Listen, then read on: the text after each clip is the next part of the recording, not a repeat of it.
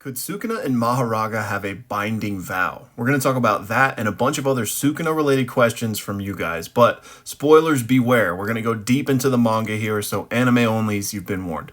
Alright, so to kick things off, we've got these questions from Daniel, starting off with the Sukuna Mahoraga binding vow one. Now, I do apologize for being slightly misleading with the Shibuya Sukuna Mahoraga picture, but I wanted to kind of get that question out there without spoiling anime onlys. That's not the Sukuna and Mahoraga we're talking about. We are talking about these versions, and specifically what happened during the Gojo Sukuna fight, where not once but twice Sukuna was knocked out of commission and Big Daddy Raga the Opstapa showed up to bail him out, right? So was a binding vow used to set that up? I think definitely that it could be the explanation. Now, I'll say that I don't think it has to be that though, because I think since he has subjugated and tamed Mahoraga, it may just be within Ten Shadows' wheelhouse to set up that type of condition without having to use a binding vow, without having to give something up. That being said, it could have totally been a binding vow, and I don't really think it's important at the end of the day. But what's important is that type of distinction, I think, was absolutely set up. Like, if I go unconscious, Mahoraga, come out and do something about it. So whether it was a binding vow or not, I think that's what was at play.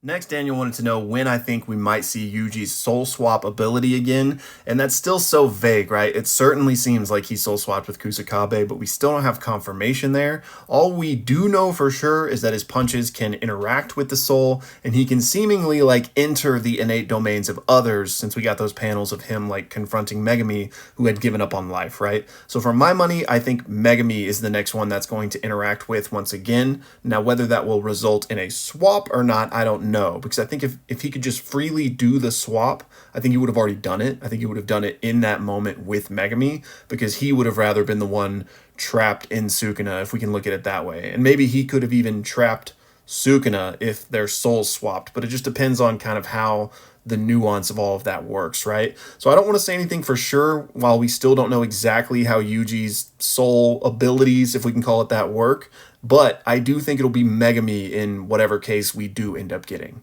And then finally, Daniel wanted to know my opinions on this scene where Enos shows up and he wants to talk to Gojo and tell him some things, specifically about Nanami, right?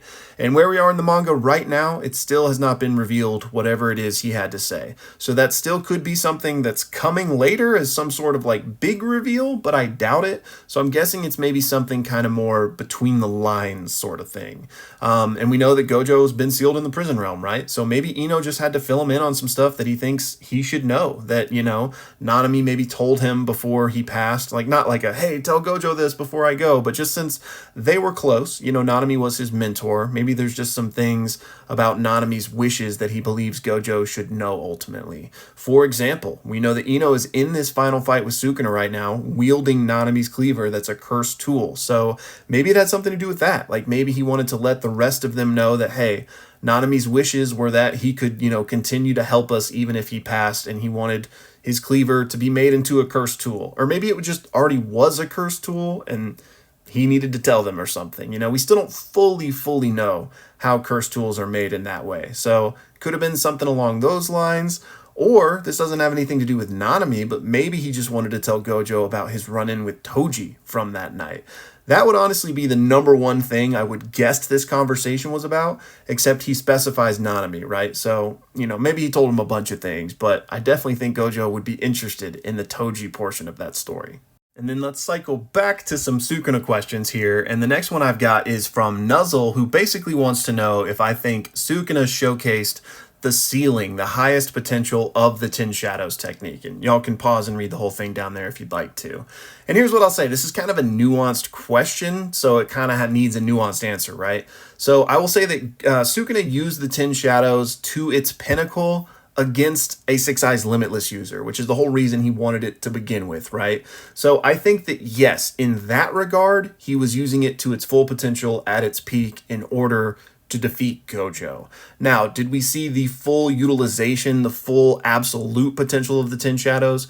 I don't think so, because he was fighting a Six Eyes Limitless user, right? If he didn't have to deal with Infinity, I'm sure Sukuna could have used the Ten Shadows in some crazy ways, but there just wasn't much of a point to do that against Gojo, if that makes sense. So to answer your question, yes, I think he did, but also I think there's more to see out of the Ten Shadows, if that makes sense. All right, so for these next couple questions, I recently put out a video explaining what I think could be Sukuna's black box and his true curse technique, right? So check out that video if you haven't seen it yet, but a few people responded kind of giving me their thoughts on what Sukuna's curse technique might be. And first up, we've got this one from Brandon, and again, pause, feel free to read it if you'd like, but he's essentially talking about this idea that Sukuna could have this theme of elements in his curse technique, where the slashes are like control of air, right? And the fire arrow is obviously fire.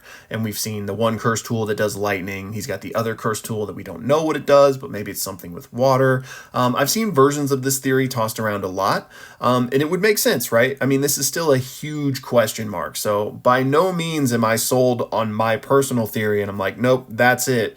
Definitely not. I think it could easily be something like this, and pointing to the natural disaster line, that would obviously fall very well with the elements theme. So I could definitely see this, but for my money, at least right now, I'm leaning more toward what I talked about in that black box video, but by no means am I confident in that. Next up, we got this interpretation from Donzo Davis that revolves around Sukuna and Eating and this chef theme, right? Where like his slashes are akin to a chef's knife work. The fire arrow is like him cooking the food, and how he can kind of analyze opponents and copy their moves is kind of like a chef having a refined palate where he tastes something, eats something, and then can cook it himself. So I love that angle. I definitely think that Eating has a big part of whatever's going on with Sukuna, and so it could certainly be something like this. And what's interesting to me is if that analytical genius that you're referring to, not only in the Mahoraga fight, but multiple times in this manga, right? Sukuna is just the best when it comes to Jujutsu. He is an absolute genius in the truest sense of the word. So is that a part of his curse technique or a part of something? I don't want to call it the six eyes, but is it due to something, or is it purely just due to his genius and his next level? That's the interesting question to me, but if it was tied into his curse technique in that way, that would certainly be awesome. Next up, in this exact same vein, we've got this question from James, where we're once again talking about this theme of eating revolving around Sukuna and him being like a chef, right? And then also Yuji kind of having some of this theme as well. But James is wondering if this could perhaps be an allusion to some of Quentin Tarantino's works, since he also uses a lot of food in various ways. And I could totally see this, honestly, because one, Gege is a huge cinemaphile, but also I could totally see him just loving Tarantino's work, given kind of some of the similarities in tone between them. So would this be something that was ever like explicitly spelled out on page, like, a shout out or anything, or any type of direct allusion? I doubt it at this point, but I could certainly see him talking about this in an interview or in, like a future fan book or something, citing Tarantino as one of his influences, because I could totally see that. And then James's second question is, did Sukuna and Yuji's Enchained Vow actually end? He thinks it could be a unique situation where the vow doesn't stop because there was nothing in the contract that said so. This would force Sukuna to fight and revive Yuji repeatedly or break the vow. So me personally, I don't think that's what's going on, just because it would feel kind of out of nowhere for me, just because we've seen a handful of binding vows at this point in the series, and none of them have had like the end clause or the termination clause, if you will. So if all of a sudden that was like this big plot point, it would feel kind of weird to me, but I will say it's not outside of the realm of possibility, right? Because maybe Gege never wanted to kind of explicitly spell anything like that out because he didn't want to ruin this type of reveal. So again, possible, sure, but me personally, I wouldn't see it going out that way. But as far as for what Kusakabe and Yuji were doing, we still don't know. So, I mean, who am I to say? Maybe that's exactly what was happening. Here's what I'll say, actually. If there was something still going on with that binding vow, I don't think it would be a situation where it's like repeating, where Sukuna has to continually revive him. But I'm curious if the 60 seconds portion was fulfilled, right? Because he was supposed to get 60 seconds in Yuji's body, but he did that swap pretty quick. So if there was some sort of like Sukuna's back in Yuji's body and he didn't use the full 60 seconds, could he then regain and use the rest of that time? That's something that I could see maybe happening, but I wouldn't be surprised at all if this vow was just completely done. Anyways, that's going to do it for this one, y'all. Shout out to everybody who made this video possible. Thank you so much for the support. And if you're still watching this video, thank you so much for watching. I'll see you guys in the next one.